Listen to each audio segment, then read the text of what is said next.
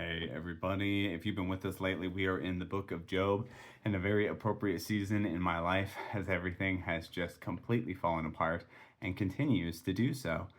We are in the 10th chapter, and I was literally just saying almost these exact words to someone in my Bible study last night, and so it just feels so right. And we're going to read a little. So, I loathe my life. I will give free utterance to my complaint and speak in the bitterness of my soul. I will say to God, do not condemn me. Let me know why you contend against me. Does it seem good to you to oppress, to despise the work of your hands, and favor the designs of the wicked? Have you eyes of flesh? Do you see as man sees? Are your days as the days of man, or your years the years of man, that you seek out my iniquity and search for my sin? Although you know that I am not guilty, and there is none to deliver out of your hand? Your hands fashioned and made me, and now you have destroyed me altogether. Remember that you have made me like clay. Will you return me to the dust?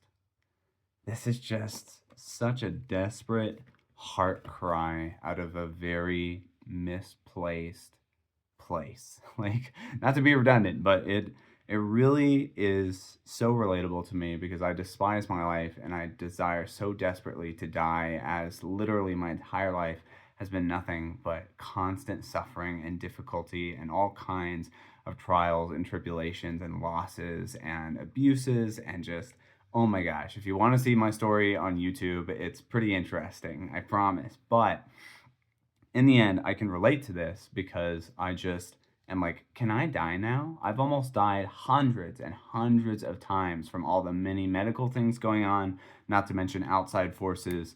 And it's just like, eventually, after you get back up again and again and again, after being knocked down and knocked down and knocked down and just consumed by depression and fear and doubt and anxiety, you're like, can we just end it? Like, heaven is where I'm going, so that would ultimately be the best outcome. And yet, even here, Job is claiming to be completely innocent, and I am not completely innocent. In all of my disappointment and my anger with God, I have rebelled deeply. But in the end, God is still faithful to Job, and he corrects him, but he restores him. He tells him, hey, you have zero perspective here, and I'm the one in control, and I am still good, and you don't have a right to judge me. However, I will still love and I'll show compassion towards you. And that's the God we serve. And so I just encourage you that wherever you are in life and whatever you're feeling, remember the character of